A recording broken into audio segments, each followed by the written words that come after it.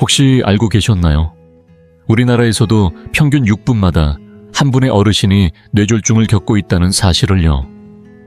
그저 숫자로만 보면 실감이 나지 않을 수 있지만 그 안에는 더 이상 동화책을 읽어줄 수 없는 할머니도 있고 정원 산책을 즐기지 못하게 된 아버지도 있습니다. 그렇게 어느 한 생이 조용히 꺼져 버립니다. 제가 오늘 이렇게 카메라를 급히 켜게 된 이유, 마음이 다급해진 진짜 이유는 최근 발표된 한 연구 결과 때문입니다.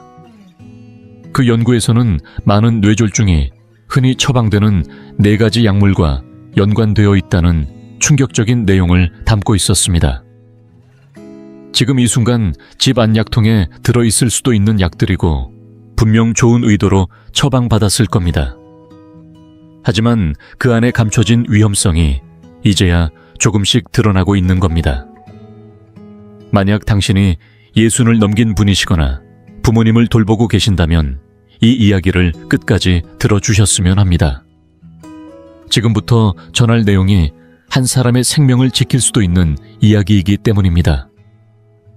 많은 이들이 별 생각 없이 복용하는 이 약들 중 하나가 실제로는 뇌졸중의 위험을 조용히 그리고 심각하게 높이고 있을 수 있습니다. 경우에 따라 그 위험은 2배, 3배까지 올라갈 수 있다는 보고도 있습니다. 저는 내과 전문의 김준호 박사입니다.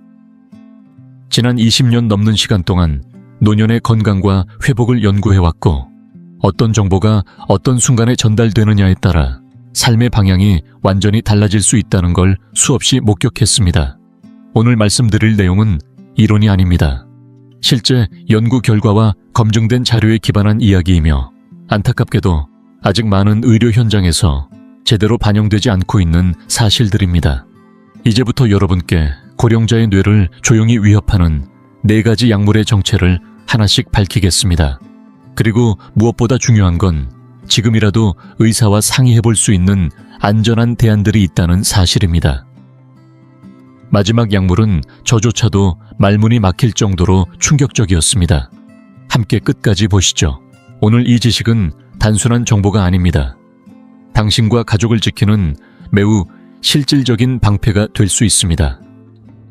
하지만 그 전에 뇌졸중이란 정확히 무엇인지부터 간단히 짚고 넘어가겠습니다. 우리의 뇌를 복잡한 도시라고 상상해보세요. 신경세포는 수많은 집들이고 혈관은 산소와 영양분을 싣고 달리는 고속도로입니다. 그런데 어느 날 그 고속도로의 한 구간이 갑자기 막히거나 터진다면 어떤 일이 벌어질까요? 첫 번째 유형은 허혈성 뇌졸중입니다. 혈관이 혈전에 의해 막히면서 그 주변 세포들은 순식간에 산소를 잃고 죽기 시작합니다. 두 번째는 출혈성 뇌졸중입니다. 혈관이 터져서 뇌 속에 피가 퍼지며 조직을 망가뜨리는 형태죠. 둘 다 결과는 참혹합니다. 특히 나이가 들수록 우리의 뇌는 점점 더 민감하고 섬세한 상태가 됩니다. 마치 오래된 고성능 컴퓨터처럼요. 오랜 시간 동안 축적된 지혜는 그대로지만 회로는 더 이상 외부 자극을 쉽게 견디지 못합니다. 그리고 오늘 말씀드릴 몇 가지 약물들은 마치 이 시스템에 몰래 침투하는 바이러스처럼 뇌의 회로를 과부하시켜 조용히 손상시킵니다. 그럼 이 이미지를 마음에 담고 우리의 가정 상비약 서랍을 함께 열어보겠습니다. 그 안에 숨어있는 위험의 실체에 강한 빛을 비춰보겠습니다. 첫 번째 약물, 겉보기엔 무해한 친구, 비스테로이드성 소염제. 가장 많이 쓰이는 약물 중 하나죠. 이부프로펜, 나프록센, 디클로페낙. 이름만 들어도 낯익으시죠? 두통, 허리 통증, 관절염 증상 완화에 쓰이는 약들입니다. 처방 없이도 살 수 있고 누구나 한두 번쯤은 드셔봤을 겁니다.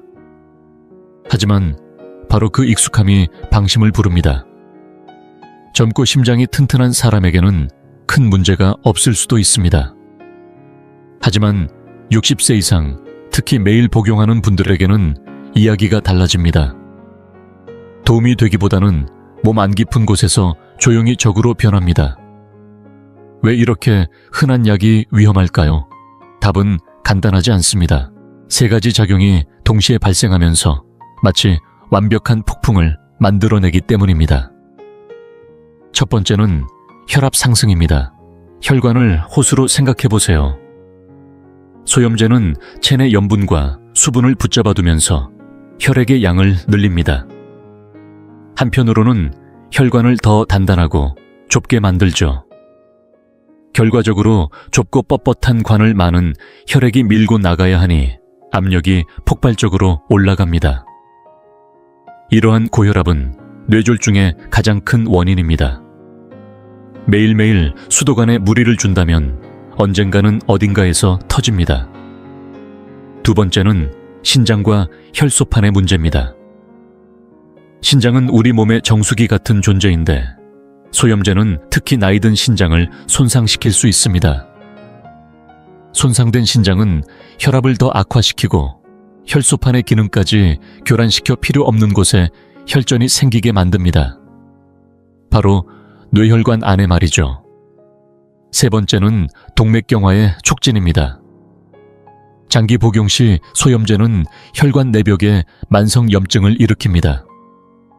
이 염증은 벽을 거칠게 만들고 그 위에 콜레스테롤 찌꺼기가 들러붙어 플라크를 형성합니다.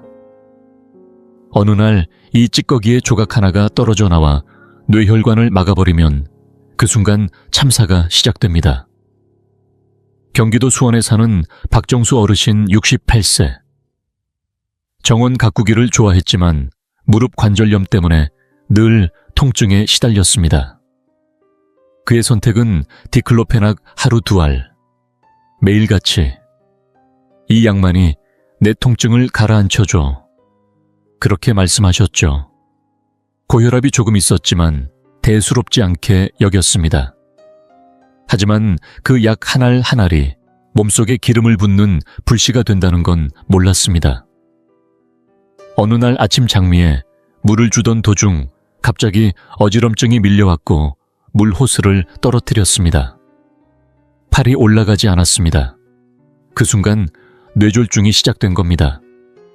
표면적 원인은 혈전이었지만 사실 그 토양은 수년간 쌓인 약의 잔해로 이미 준비돼 있었던 셈입니다. 그럼 우리는 어떻게 해야 할까요? 통증을 그냥 안고 살아야 할까요? 그럴 필요는 없습니다. 중요한 건 전략입니다. 가장 먼저 말씀드리고 싶은 건 절대로 약을 혼자서 끊지 마세요. 그건 오히려 더 위험합니다. 해결의 실마리는 의사와의 솔직한 대화입니다. 제 나이와 혈압 상황에서 이 소염제가 정말 최선인가요? 최소 용량과 최단 기간은 어느 정도인가요? 이렇게 묻는 것만으로도 위험을 낮추는 출발점이 됩니다. 그리고 대안을 살펴봐야 합니다. 심장에는 상대적으로 안전한 해열 진통제부터 국소 부위만 작용하는 소염젤이나 크림, 그리고 물리치료 온연료법 운동까지 통증을 덮는 게 아니라 근본 원인을 안전하게 다스리는 방법들이 있습니다. 지금 이 사실을 알게 되셨다면 이제는 묻고 선택할 힘이 생긴 겁니다. 그 질문 하나가 당신의 뇌를 지켜줄 수 있습니다. 두 번째 경고. 조용하지만 뇌를 위협하는 약 한콜린제. 이번에는 두 번째 약물입니다. 많은 분들이 이 약과 뇌졸중 사이의 연결을 거의 알지 못합니다. 그래서 더 위험합니다. 게다가 이 약은 민감한 문제를 건드립니다. 바로 요실금 또는 과민성 방광입니다. 수많은 어르신들이 이 문제로 인해 외출을 피하고 사회적 활동을 끊고 자신감을 잃습니다. 그 불안감을 잠재우는 해결책으로 자주 처방되는 것이 바로 한콜린제 계열의 약물입니다. 대표적으로 옥시부틴인, 톨테로딘, 솔리페나신 같은 이름이 흔히 등장합니다. 이 약들은 마치 모든 걸 해결해 줄 것처럼 작용하고 실제로 증상을 줄여줍니다. 하지만 거의 아무도 알려주지 않는 숨겨진 대가가 있습니다. 그것은 바로 뇌 기능의 저하입니다. 이 해를 돕기 위해 먼저 아세틸콜린이라는 물질을 소개해 드릴게요. 아세틸콜린은 우리 몸의 신경계에서 가장 핵심적인 신호 전달자입니다. 방광의 수축 조절뿐 아니라 기억력, 학습, 능력, 사고력 등 모든 인지 기능을 유지하는 데 꼭 필요한 성분입니다. 마치 생각의 기어를 부드럽게 돌리는 윤활유 같은 존재죠. 그런데 항콜린제는 이 아세틸콜린을 차단합니다. 처음엔 방광 근육을 이완시켜 배뇨 문제를 덜어주는 효과를 내지만 이 약은 특정 부위만 골라 작용하지 않습니다. 피를 타고 온몸을 돌면서 결국 뇌에도 도달합니다. 그리고 거기서도 아세틸콜린을 막아버립니다. 그 결과 기억력 감퇴, 혼란스러운 정신상태, 졸림 집중력 저하 같은 증상이 나타나기 시작합니다. 대부분은 나이 들어서 그렇겠지 하고 넘기지만 실은 방광약이 뇌의 불을 하나둘 끄고 있는 것일 수도 있습니다. 하지만 거기서 끝이 아닙니다. 뇌졸중과의 연결고리는 훨씬 더 교묘합니다. 아세틸콜린은 뇌혈류를 조절하는 기능도 하는데 이게 차단되면 혈관이 필요한 만큼 넓어지지 않아 산소 공급이 줄어들고 뇌의 특정 부위가 지속적으로 산소 부족 상태에 빠질 수 있습니다. 이런 상태가 반복되면 결국 뇌졸중으로 이어질 수 있는 기반이 만들어지는 겁니다. 게다가 이 약은 기립성 어지럼증이나 지나친 진정 효과를 유발할 수 있어 심장과 혈관이 이미 약해진 고령자에게는 큰 위험이 됩니다. 마치 항공관제사가 인력도 통신 장비도 절반만 갖고 비행기를 조종하라는 격입니다. 결국 사고는 시간 문제가 됩니다. 이와 관련해 서울 관악구에 사는 75세 김말순 어르신의 이야기를 들려드릴게요. 남편을 먼저 떠나보내고도 여전히 활발하게 지내시던 분이었습니다. 하지만 점차 요해 조절이 어려워져 외출을 꺼리게 되었고 의사의 권유로 옥시부티닌을 복용하기 시작했습니다. 처음엔 마법처럼 증상이 사라졌죠. 하지만 몇 달이 지나면서 따님들이 이상한 점을 느끼기 시작했습니다. 예전보다 잦은 깜빡임과 말의 흐름이 둔해졌고 어느 날은 소파에서 일어나다 심한 어지럼증으로 쓰러졌습니다. 병원에 실려간 그녀는 일과성 허혈 발작, 즉 작은 뇌경색의 전조 증상을 겪은 것이었습니다. 양력을 확인한 의료진은 그 연결고리를 금세 찾아냈습니다. 방광을 살린 그 약이 동시에 그녀의 뇌를 위협하고 있었던 겁니다. 이 사례는 단순한 우연이 아닙니다. 현재 항콜린제를 복용 중이라면 지금이 바로 다시 점검할 시간입니다. 물론 약을 갑자기 끊는 건 위험합니다. 가장 먼저 해야 할 일은 내가 복용 중인 약이 항콜린제인지 확인하는 것입니다. 그 다음 주치의에게 이렇게 질문하세요. 이 약이 제 뇌 건강에 어떤 영향을 줄 수 있나요? 다행히도 더 안전한 약이 있습니다. 요즘은 아세틸콜린에 영향을 주지 않고 다른 경로로 방광을 조절하는 베타3 작용제라는 약이 있습니다. 대표적으로 미라베그론이라는 성분이 있고 이 약은 인지 기능에 미치는 영향이 훨씬 적습니다. 고령자에게는 훨씬 더 안전한 선택입니다. 그리고 무엇보다 잊지 말아야 할 것은 약 없이도 요실금을 개선할 수 있는 방법이 있다는 사실입니다. 골반적인 운동 케겔 운동은 근육을 강화시키고 정해진 시간에 화장실을 가는 배뇨 습관 훈련도 매우 효과적입니다. 그리고 커피, 탄산음료, 술 같은 자극성 음료를 줄이는 것만으로도 큰 변화가 나타나는 경우가 많습니다. 요실금은 분명 불편한 증상입니다. 하지만 그렇다고 해서 우리의 뇌를 희생해야 할 문제는 아닙니다. 좀 더 안전한 방법을 당당히 요구할 권리, 여러분에겐 그 자격이 있습니다. 세 번째 경고. 기적 같은 소염제.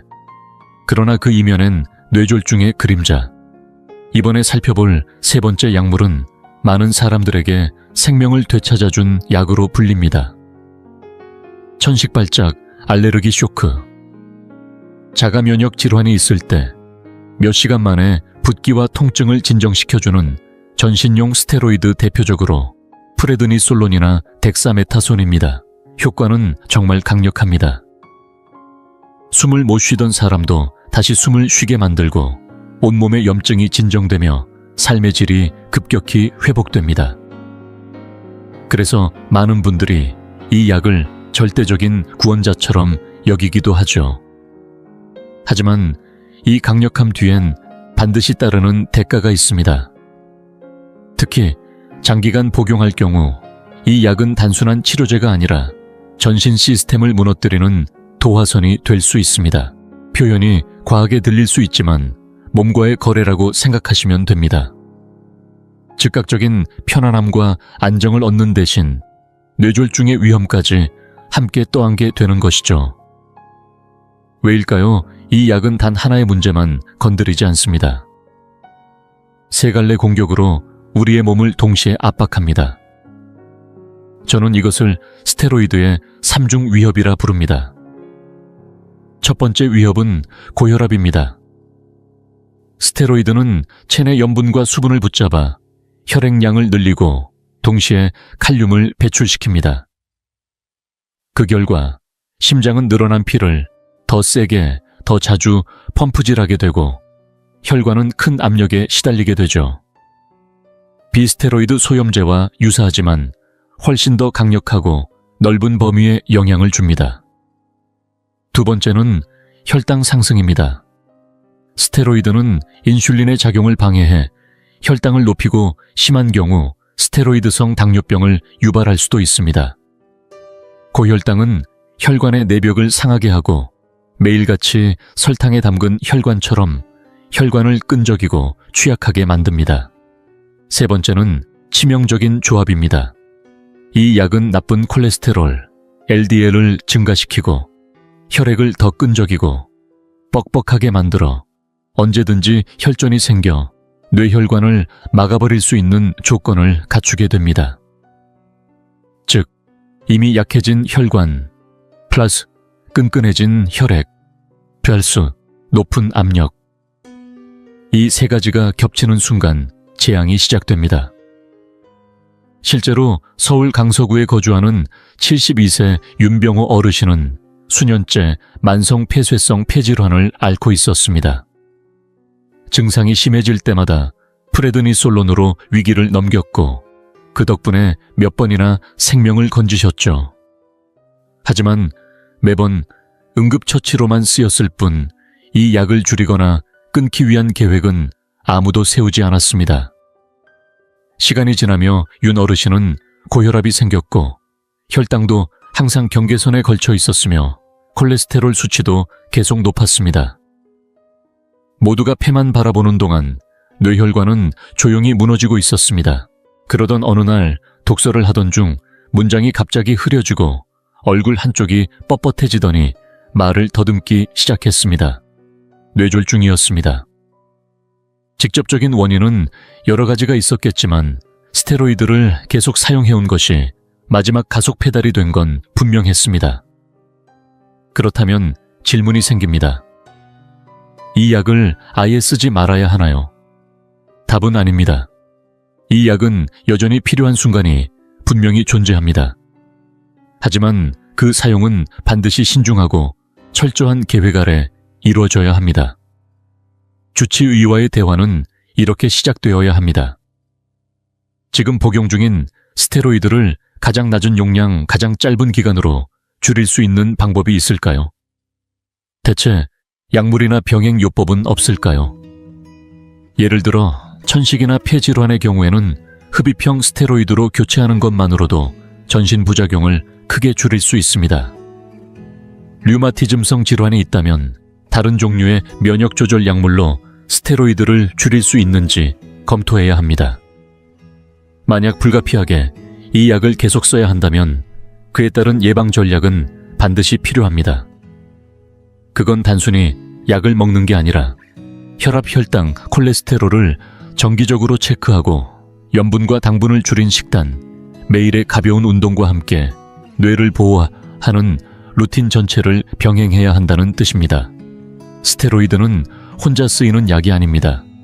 이 약을 복용한다는 건 내 몸 전체의 방어 체계를 함께 준비해야 하는 상황에 들어섰다는 뜻입니다. 무엇보다 뇌를 가장 먼저 지켜야 한다는 사실 절대 잊지 마세요. 네 번째 경고. 가장 위험하고 잘못 사용되는 약 항정신병제. 마지막으로 다룰 약물은 지금까지 언급한 것들 중 가장 높은 위험을 안고 있는 약입니다. 그래서 저는 이 약을 마지막에 두었습니다. 이 약은 본래 심각한 정신질환을 치료하기 위해 만들어졌습니다. 리스페리돈 올란자핀, 쿠에티아핀 같은 이름으로 잘 알려져 있죠. 조현병이나 망상증 같은 위중한 질환을 치료할 때 이 약들은 분명 생명을 구하는 역할을 합니다. 그러나 최근 몇 년간 우려스러운 사용법이 늘어나고 있습니다. 바로 치매 환자의 행동 증상을 억제하기 위해 남용되는 것입니다. 알츠하이머가 심해진 노인을 떠올려 보십시오. 갑작스러운 흥분 공격적인 행동 통제가 어려운 불안과 초조함이 잦아지면 가족과 돌봄을 맡은 사람들은 큰 부담을 안게 됩니다. 인력이 부족하고 빠른 해결을 요구하는 의료 시스템 안에서 단기간에 환자를 진정시키는 가장 쉬운 방법이 항정신병제 투여가 되어버린 것입니다. 하지만 이 접근은 화학적 도박이나 다름없습니다. 단 한 번의 잘못된 처방이 돌이킬 수 없는 결과로 이어질 수 있기 때문입니다. 세계 주요 보건기관들은 이미 경고를 내렸습니다. 미국 식품의약국을 비롯한 기관들은 치매 노인에게 항정신병제를 사용할 경우 사망 위험이 거의 2배까지 증가할 수 있다고 발표하며 이 사실을 알리기 위해 가장 강력한 경고 표시를 붙였습니다. 특히 뇌졸중 위험은 평소보다 3배 이상 높아질 수 있다는 연구 결과도 있습니다. 이 약물이 뇌와 심혈관계에 미치는 피해 메커니즘은 복잡하면서도 파괴적입니다. 첫째, 이 약은 기립성 저혈압을 일으킬 수 있습니다. 앉았다가 일어설 때 혈압이 급격히 떨어져 머리가 핑 돌고 넘어질 수 있습니다.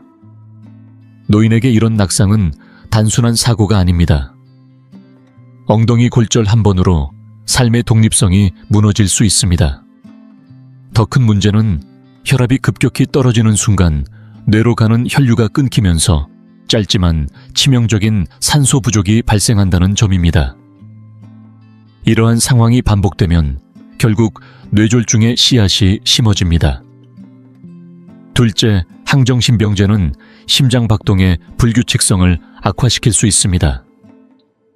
부정맥이 생기면 심장 안에서 혈전이 만들어지고 그 혈전이 뇌로 날아가 혈관을 막을 수 있습니다.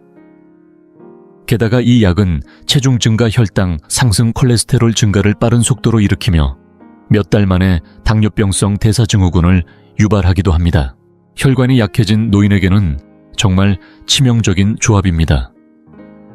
셋째, 최근 밝혀진 문제는 혈액 점도입니다. 항정신병제를 장기간 복용하면 혈액이 끈적하고 뻑뻑해져서 혈류가 더디게 흐릅니다. 이런 상태에서는 작은 혈전조차도 쉽게 뇌혈관을 막아버릴 수 있습니다. 서울 서대문구에 사는 80세 이정화 할머니의 이야기를 들어보세요. 치매가 진행되면서 점점 불안하고 예민해졌고 아들은 지쳐 병원에서 상담을 받았습니다. 의사는 저용량 리스페리돈을 권했고 복용 후 며칠 만에 이 할머니는 조용해졌습니다. 하지만 그 조용함은 안정이 아닌 과도한 졸음과 무기력이었습니다. 혈압은 불안정하게 오르락 내리락 했고 결국 어느 날 저녁 아들은 소파에 앉아 한쪽 입이 처지고 말이 어눌해진 어머니를 발견했습니다. 대규모 뇌졸중이 찾아온 순간이었습니다. 도와주기 위한 약이 오히려 잔인한 덫이 된 것입니다. 이 사례는 모든 가족에게 던지는 중요한 메시지입니다. 만약 당신의 부모나 배우자가 치매로 항정신병제를 처방받았다면 당신이 그 사람의 마지막 방패가 되어야 합니다. 의사에게 분명하게 물어보십시오. 이 약이 정말 최후의 수단입니까? 다른 비약물적 방법은 모두 시도해봤나요? 언제 어떻게 이 약을 줄이거나 끊을 수 있나요? 이런 질문은 절대 예의에 어긋나는 게 아니라 당연한 권리이자 사랑의 표현입니다. 사실 치매로 인한 행동 문제는 약이 아닌 다른 해결책이 우선입니다. 왜 불안하고 화가 나는지 그 근본 원인을 찾아야 합니다. 표현하지 못한 통증은 없는지, 혹시 감염이나 불편함이 있는지, 혹은 그저 외로움과 두려움 때문은 아닌지 살펴야 합니다. 조용한 환경 좋아하는 음악, 쉬운 활동 감정을 인정해주는 대화와 같은 비약물적 접근은 시간이 들고 노력이 필요하지만 그만큼 안전하고 인간적인 방법입니다. 항정신병제는 정말로 마지막 수단이어야 하며 그마저도 짧은 기간만 모든 대안을 시도한 후에만 사용해야 합니다. 편의를 위해 쉽게 선택하는 길이 되어서는 안 됩니다. 그 대가는 너무나도 크고 대부분은 막을 수 있는 비극이기 때문입니다. 여기까지 함께 오셨군요. 쉽지 않은 여정이었을 겁니다.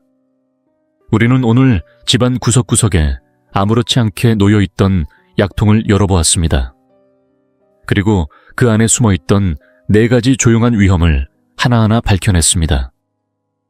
첫째, 두통약처럼 자주 먹던 이부프로펜 같은 비스테로이드 소염제가 어떻게 우리의 혈압을 높이고 뇌혈관을 갉아먹는지 확인했습니다. 둘째, 요실금을 잡기 위해 쓰이는 항콜린제가 사실은 기억과 판단력의 불을 꺼버리는 약일 수 있다는 사실을 알게 되었습니다. 셋째, 기적처럼 염증을 잠재우는 스테로이드가 어떻게 우리 몸을 당뇨, 고혈압, 혈관 손상이라는 폭풍의 중심으로 몰아넣는지 이야기했습니다.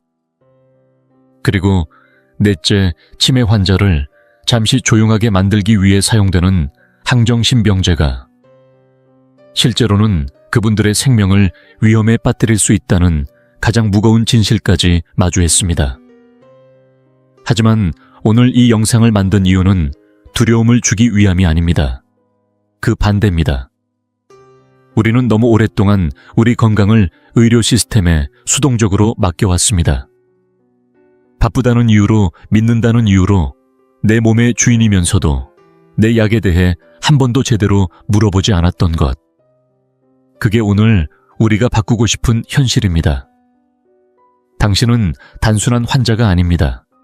당신은 당신 건강의 지휘자이며 모든 결정을 시작할 수 있는 사람입니다. 지금 이 영상을 통해 얻은 지식은 그저 머릿속에 쌓이는 정보가 아닙니다. 이건 실제로 의사에게 던질 수 있는 질문이 되고 약국에서 약을 고를 때의 기준이 되며 무엇보다 당신 자신과 가족을 지키는 강력한 무기가 될 수 있습니다. 이제 해야 할 일은 간단합니다. 지금 복용 중인 약을 천천히 확인해 보세요.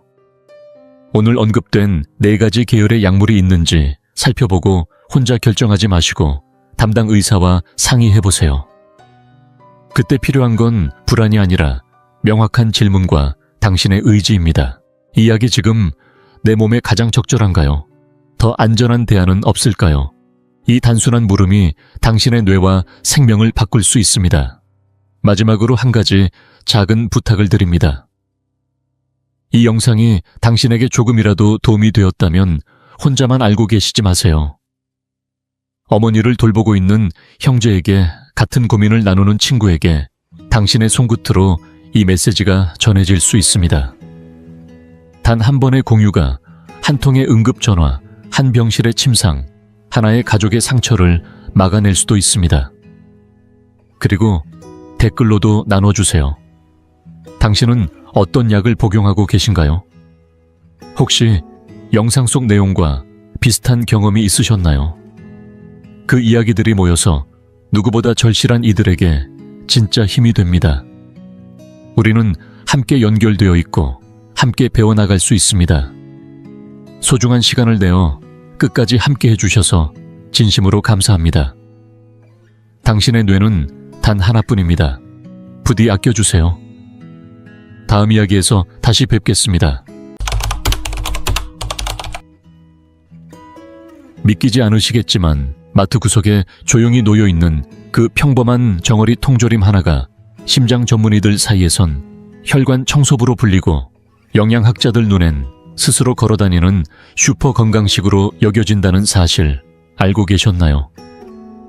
가격도 도시락 하나보다 저렴한 경우가 많아 우리는 그동안 그를 값싼 음식이라며 무시하거나 특유의 향 때문에 일부러 피하기도 했습니다.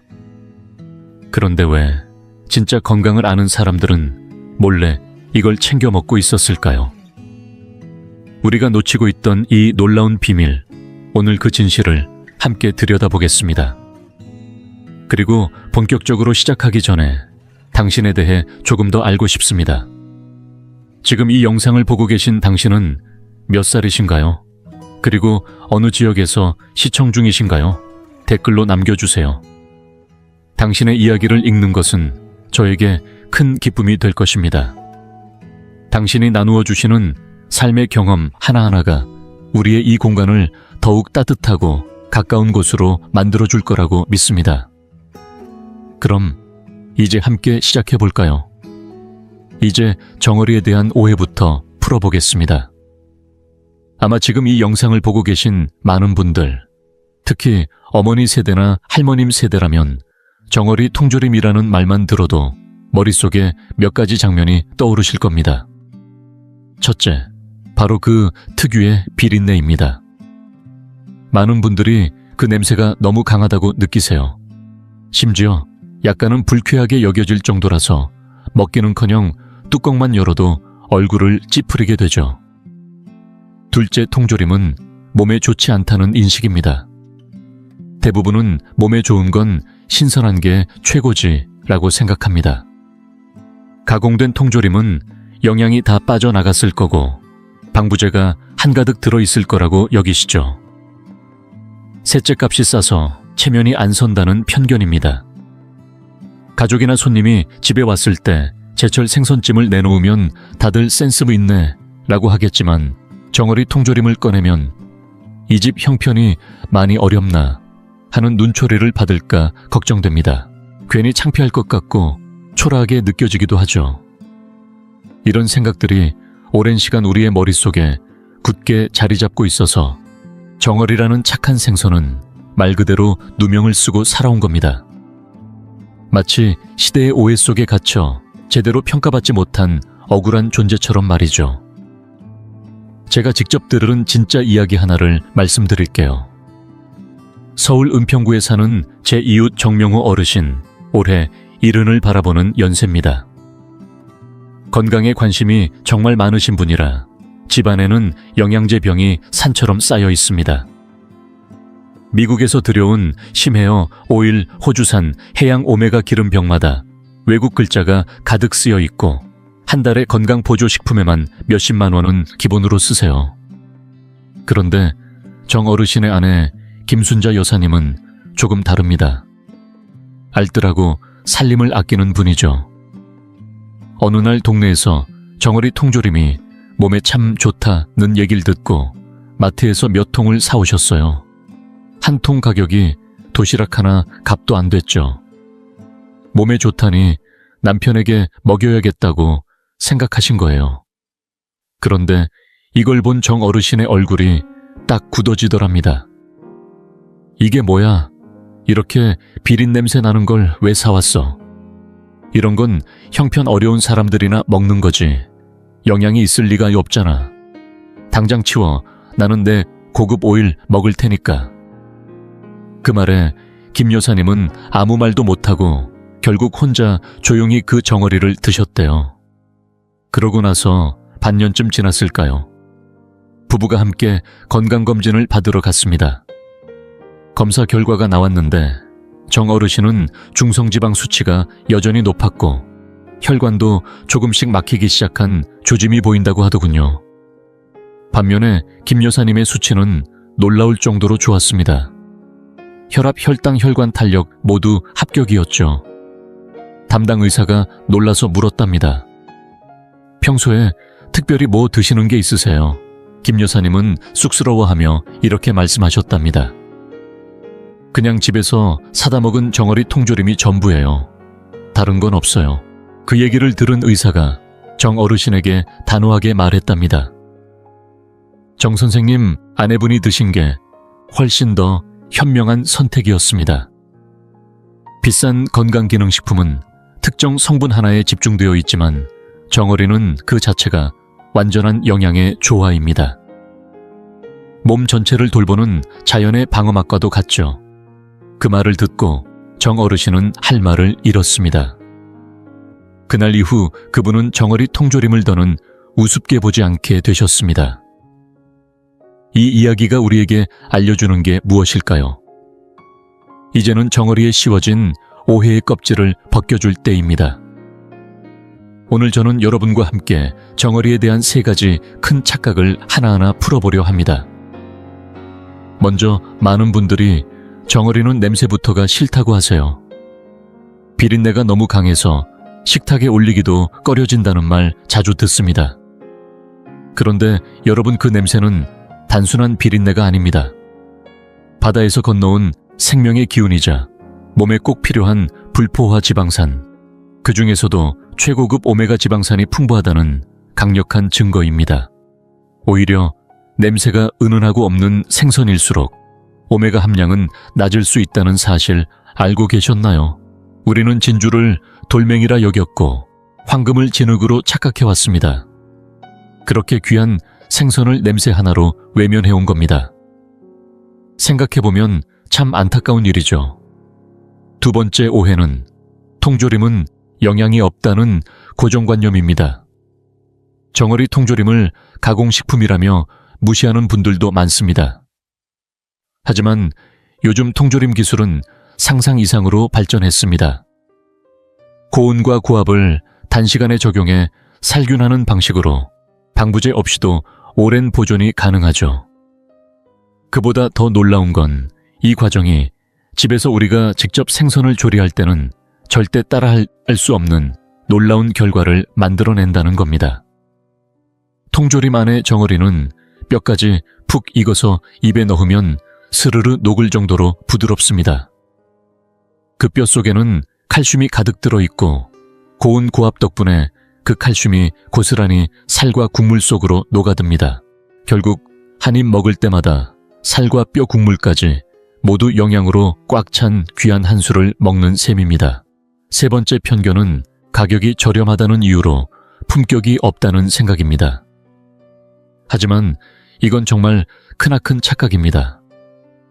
정어리는 바다 생태계에서 가장 아래 단계에 있는 물고기입니다.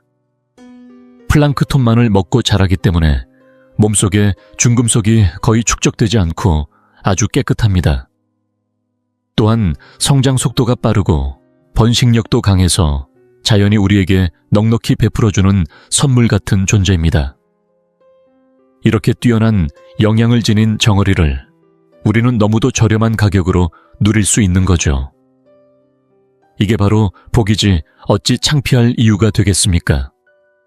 이처럼 우리가 정어리에 대해 가졌던 냄새가 강하다, 영양이 없다, 값이 싸다는 생각들은 모두 잘못된 시선에서 비롯된 것이고, 그 속을 깊이 들여다보면 오히려 정어리가 가진 놀라운 장점들이 숨어 있음을 알 수 있습니다. 이제 그 진실을 바로 잡고 나서야 우리는 비로소 정어리의 건강한 세계에 발을 들일 수 있습니다.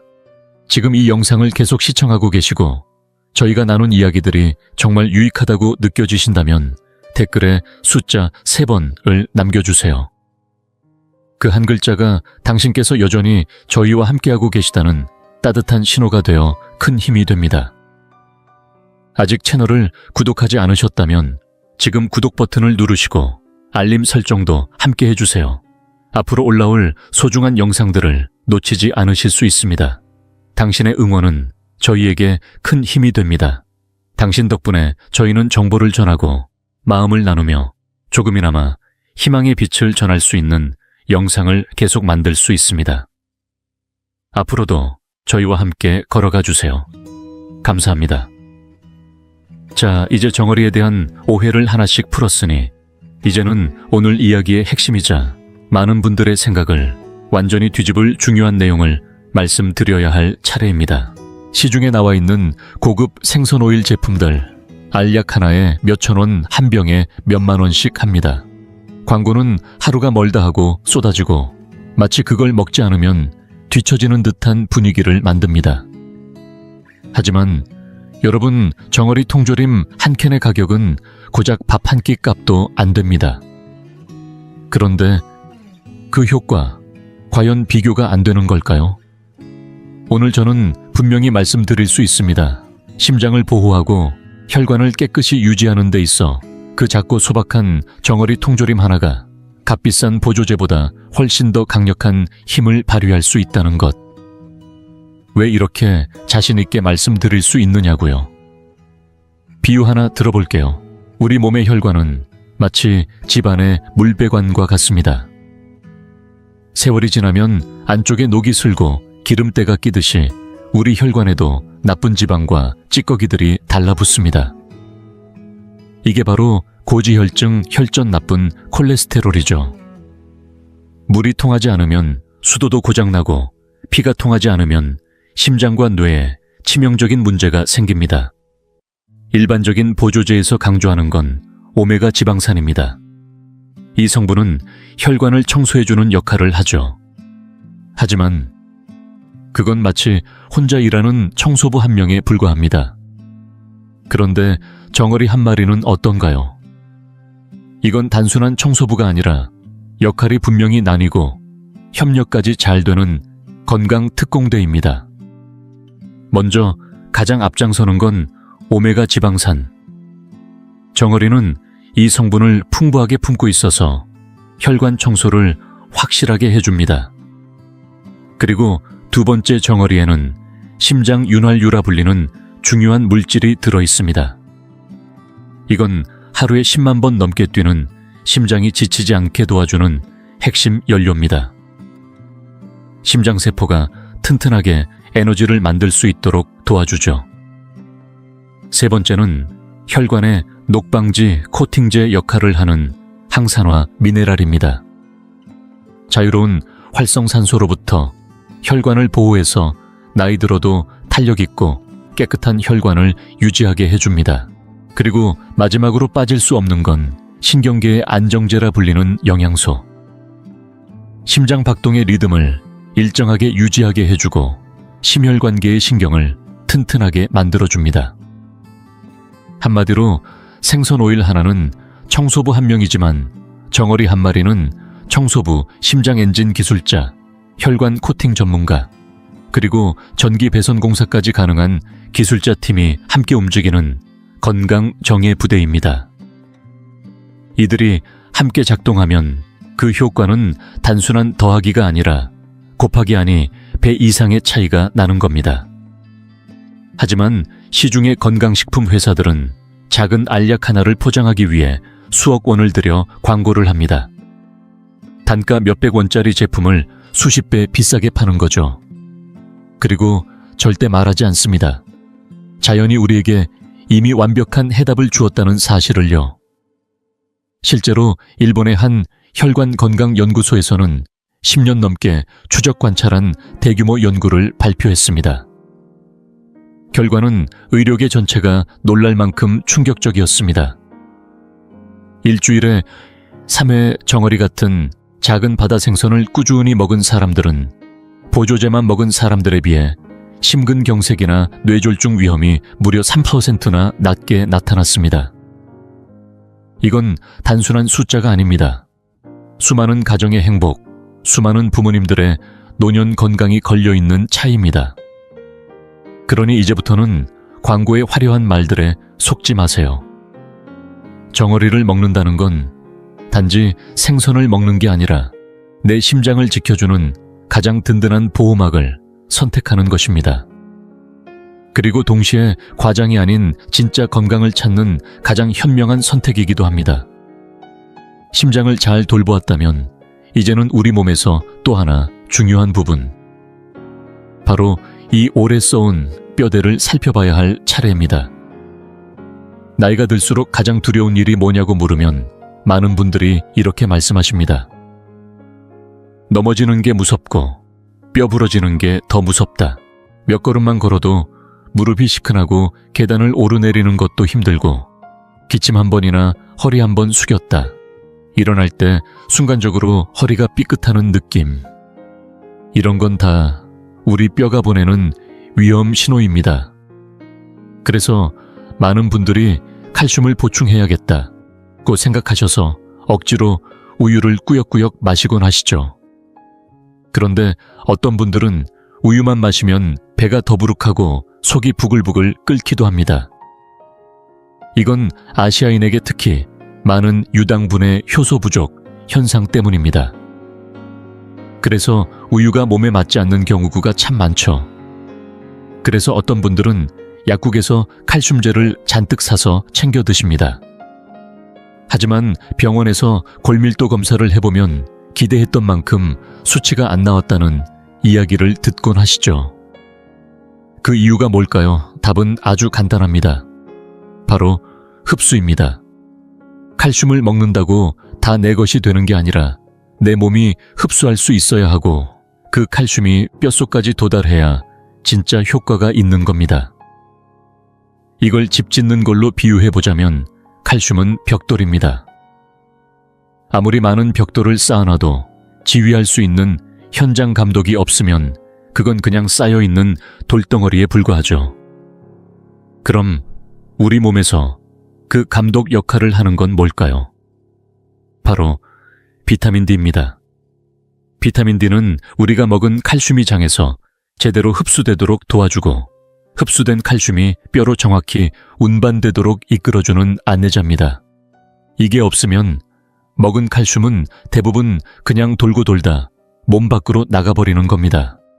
자, 이제 오늘의 주인공 정어리가 여기서 또 한 번 놀라운 존재로 등장합니다. 정어리는 이 두 가지를 한 번에 갖고 있는 특별한 식재료입니다. 바닷속 자연 칼슘이 가득 들어있고 그와 동시에 비타민 D도 풍부하게 품고 있습니다.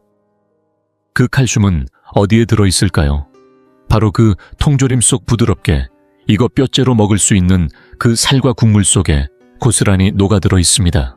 입안에 넣는 한 입이 살뼈 기름이 모두 영양으로 꽉 찬 완전체인 셈입니다. 그리고 정어리 속 비타민 D는 그 칼슘을 온전히 우리 뼈로 운반해주는 역할을 하죠. 즉, 벽돌 칼슘과 감독 비타민 D, 이 같은 음식 안에 다 들어있는 셈입니다. 이 둘이 함께 들어오면 우리 몸속에서는 완벽한 협력이 이루어집니다. 비타민 D는 칼슘 이온 하나하나를 잡아 끌어 뼈가 가장 약해진 부분으로 보내고 그곳에서 단단히 자리를 잡게 도와줍니다. 그래서 정어리를 먹는다는 건 몸 안에 직접 뼈 건강 주사를 맞는 것과 같은 효과를 주는 겁니다. 정확하고 흡수가 잘 되고 낭비도 없습니다. 특히 우유를 못 마시는 분들에게는 정어리가 하늘이 내려준 또 하나의 골다공증 방패막인 셈입니다. 실제로 유럽의 골다공증 전문 학회에서는 중장년 여성들이 특히 뼈가 약해지기 쉬운 체질임을 지적하며 칼슘 단독 섭취는 효과가 낮고 반드시 비타민 D와 함께 섭취해야 한다고 강조한 바 있습니다. 그리고 자연식품 중에서 정어리처럼 이 두 가지를 완벽하게 동시에 갖춘 식품은 거의 없습니다. 그만큼 희소하고 귀한 식재료라는 거죠. 이제 더는 뼈 건강 걱정에 돈 쓰며 고민하지 마세요.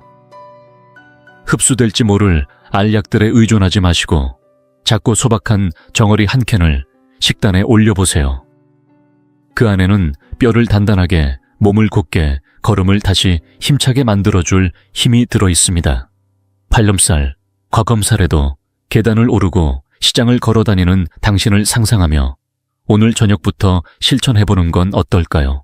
심장과 뼈 건강에 대해 이야기하면서 많은 분들이 이렇게 생각하셨을 겁니다.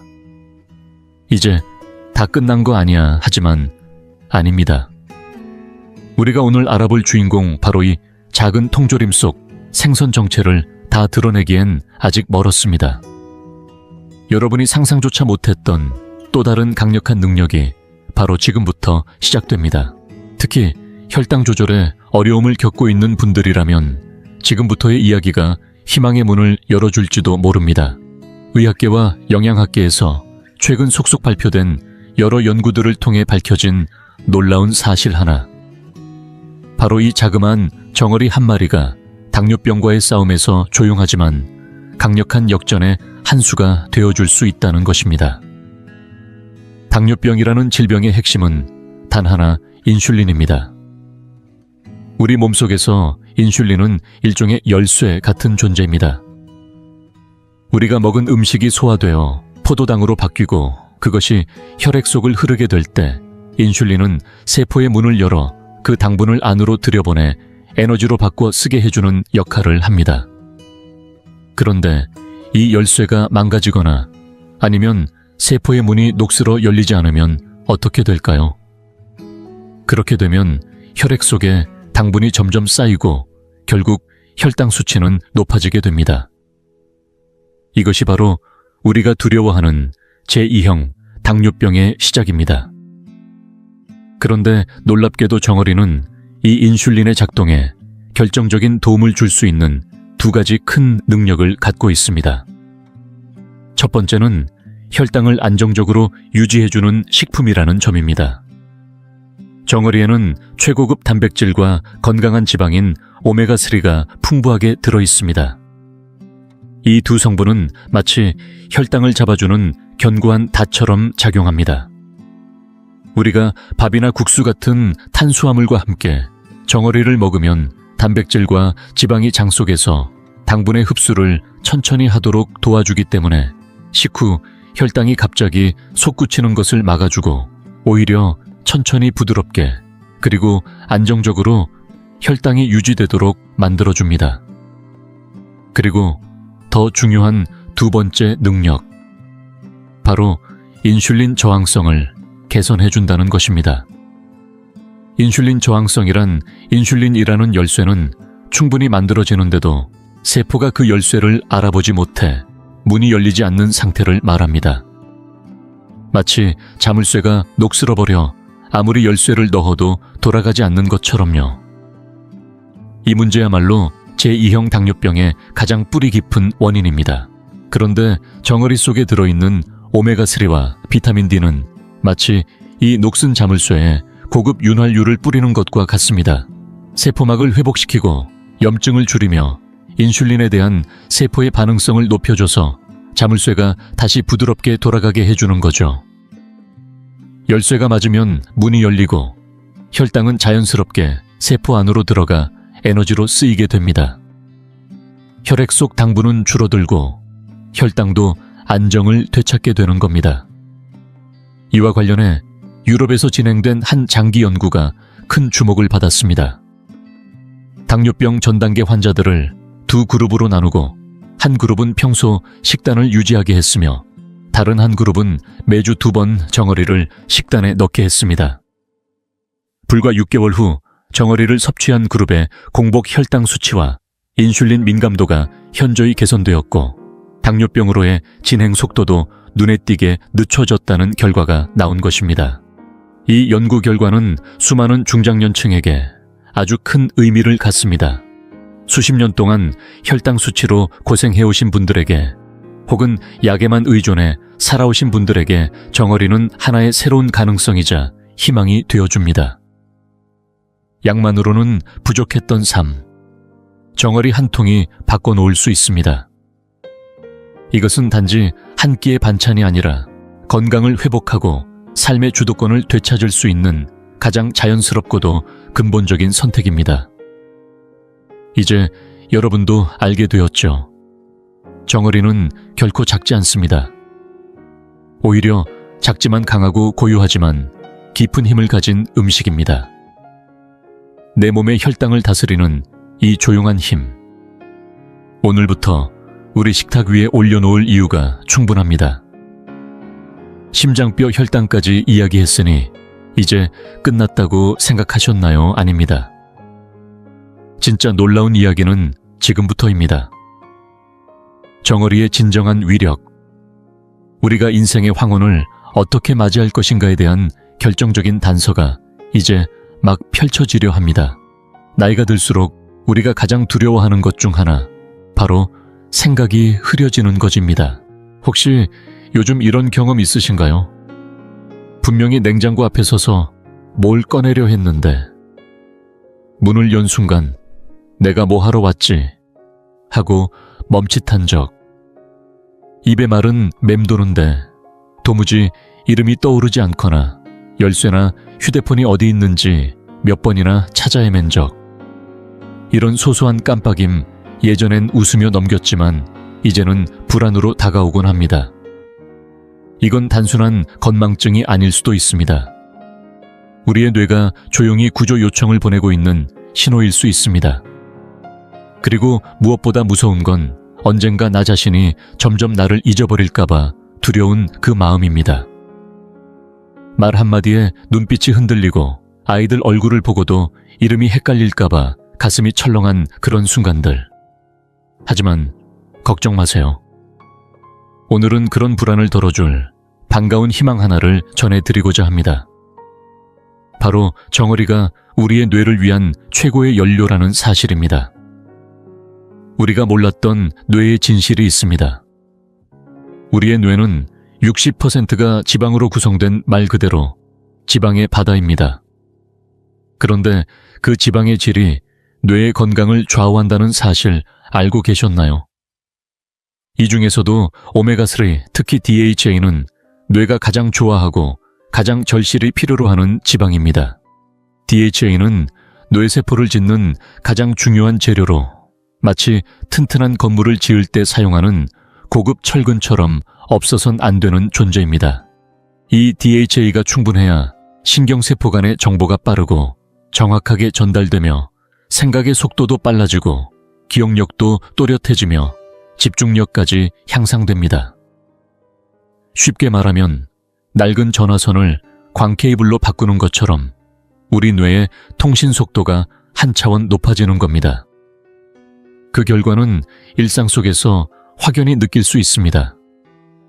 신문을 읽을 때 더 또렷하게 이해되고 드라마를 볼 때도 흐름을 놓치지 않으며 자녀와 대화할 때도 재치 있는 응답이 자연스럽게 나오게 되죠.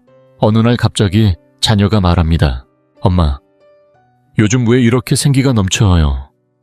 그 순간 정어리는 단순한 반찬이 아니라 당신의 젊음을 지켜주는 숨은 동반자였다는 사실을 깨닫게 될 겁니다. 정어리는 천연식품 중에서도 DHA 함량이 가장 높은 생선 중 하나입니다. 그런데 그것만이 아닙니다.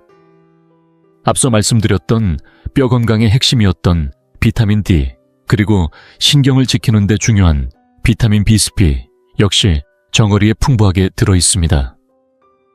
비타민 B3는 우리의 신경을 감싸고 보호하는 절연막 같은 역할을 하는데 이 절연막이 건강해야 신호가 생 곳 없이 정확하게 전달됩니다. 반면 비타민 D는 뇌 속에 쌓이는 노폐물, 특히 알츠하이머의 주요 원인으로 알려진 베타 아밀로이드라는 단백질 찌꺼기를 청소해주는 역할을 합니다. 다시 말해 DHA는 뇌세포를 튼튼하게 짓고 비타민 B10D는 신호선로를 안전하게 깔며 비타민 D는 청소까지 책임지는 뇌 건강의 삼총사 역할을 정어리 한 마리가 전부 해내고 있는 것입니다. 이들이 함께 뇌를 보호하고 늙지 않는 사고력과 기억력을 지켜주는 든든한 수호자가 되어주는 것이죠. 우리는 누구나 품위 있는 노년을 꿈꿉니다. 자녀에게 짐이 되지 않고 끝까지 내 이름을 기억하고 내 삶을 주도적으로 살아가는 그런 하루하루를요. 그렇다면 이제 선택하셔야 합니다.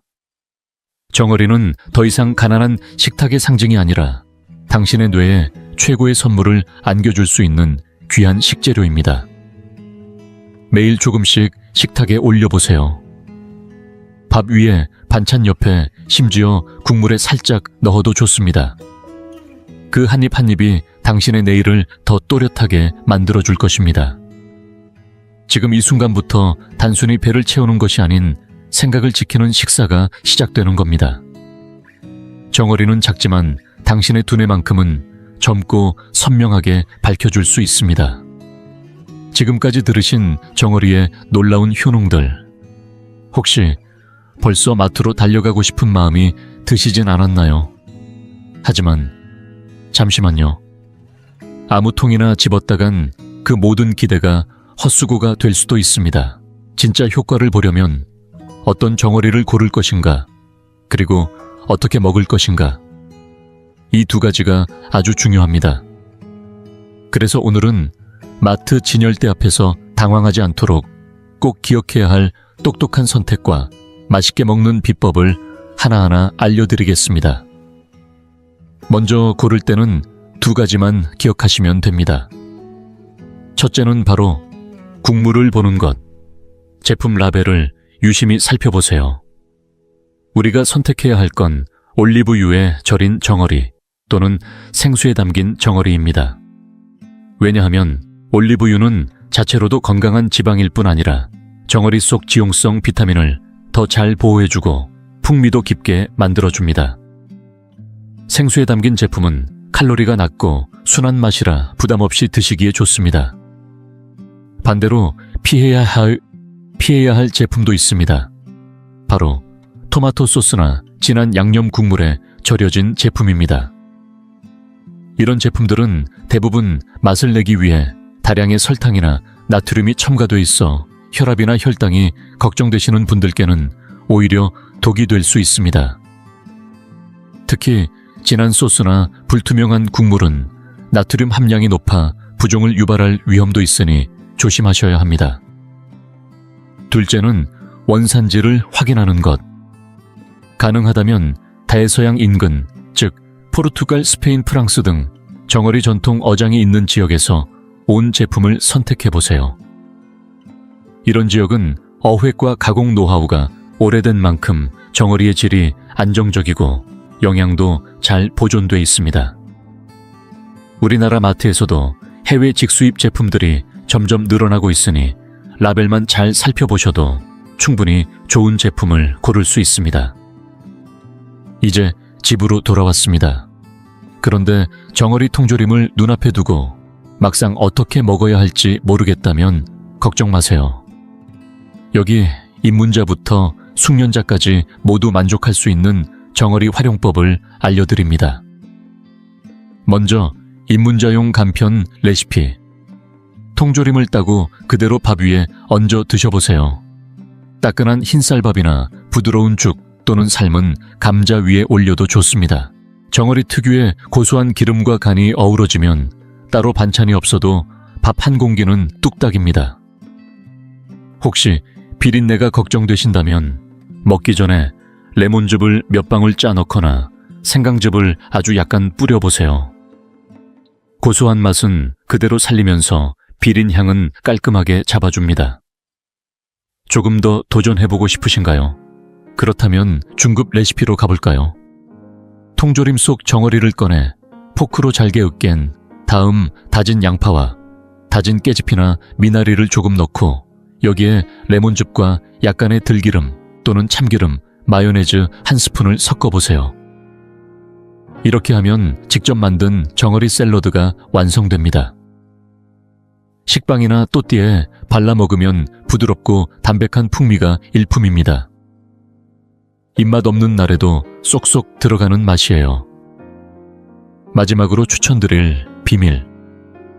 레시피 하나 달걀 2개를 풀어놓고 그 안에 정어리 살과 기름을 함께 넣어 섞어줍니다. 약불에 기름 두르고 스크램블처럼 볶아주면 촉촉하고 고소한 정어리 달걀 볶음이 완성됩니다. 단백질 가득한 이 조합은 아침 식사로도 손색 없고 연세 많으신 분들의 간편한 단백질 보충식으로도 탁월합니다. 이제야 비로소 정어리를 제대로 만났다고 할 수 있겠죠. 몸에 좋은 음식을 아무리 많이 사두어도 제대로 알고 고르고 우리 식탁에 자연스럽게 녹여내지 못하면 의미가 없습니다. 오늘 알려드린 정보들로 여러분의 하루 식사에 정어리가 자연스럽게 자리 잡기를 바랍니다. 작은 한 통에 담긴 커다란 힘, 그 진가를 스스로 느껴보시길 바랍니다. 하지만 여기서 반드시 짚고 넘어가야 할 중요한 주의사항이 있습니다. 정어리가 아무리 몸에 좋아도 모든 분께 다 안전한 건 아닙니다. 특히 주의가 필요한 두 부류의 분들이 계십니다. 바로 통풍을 앓고 계시거나 혈중요산 수치가 높은 분들입니다. 정어리는 퓨린 함량이 높은 생선이기 때문에 통풍이 심하게 악화된 시기에는 반드시 피해야 합니다. 상태가 안정된 시기라 하더라도 반드시 주치의나 영양사의 상담을 받은 후 적정량을 섭취하는 것이 중요합니다. 이 점만 잘 유의하신다면 여러분은 누구보다 현명하게 정어리를 즐기며 건강을 챙기실 수 있습니다. 자, 오늘 우리는 너무나도 오랫동안 잊혀졌던 작은 통조림 한 통을 통해 다시 한번 자연의 위대함을 되새기는 시간을 가졌습니다. 정어리는 결코 값싼 통조림 그 이상이었습니다. 그것은 심장을 지켜주는 든든한 보디가드이자 뼈를 튼튼하게 만드는 칼슘 창고이며 혈당을 조절하는 숨은 해결사이고 무엇보다도 늙지 않는 뇌를 위한 최고의 연료였습니다. 그러나 이 정어리는 단지 건강식품 이상의 의미를 지닙니다. 우리에게 한 가지 중요한 깨달음을 전해줍니다. 진짜 건강이란 반드시 비싸고 화려한 보조제에서 오는 것이 아니라는 사실. 때로는 마트 구석눈에 잘 띄지도 않는 통조림 한 켠에 삶을 바꾸는 열쇠가 숨어 있을 수 있다는 진실입니다. 우리는 이제 건강을 광고나 유행이 아닌 지혜롭고 깨어있는 눈으로 바라봐야 할 때입니다. 그래서 오늘 저는 이 영상을 보고 계신 모든 분들과 아주 특별한 건강 약속을 나누고 싶습니다. 이번 주말 마트에 가실 일이 있다면 가족을 위해 그리고 스스로를 위해 정어리 통조림 한 통을 꼭 장바구니에 담아보세요. 그리고 집에 돌아와 조심스레 그 뚜껑을 여는 순간 오늘 우리가 함께 나눈 이야기를 떠올려 주세요. 그건 단순한 한 끼가 아닙니다. 그것은 여러분이 사랑하는 사람들의 건강을 위한 조용한 헌신이자 자기 자신에게 보내는 깊고 따뜻한 응원입니다. 오늘 이 작은 실천이 여러분의 삶에 커다란 변화를 만들어낼 수 있기를 진심으로 바랍니다. 바다에서 건너온 이 놀라운 선물을 통해 모든 분들이 더 건강하고 더 활기차고 더 길고 행복한 인생을 살아가시길 기원합니다. 여러분, 다음 이야기에서 다시 건강하게 뵙겠습니다. 고맙습니다.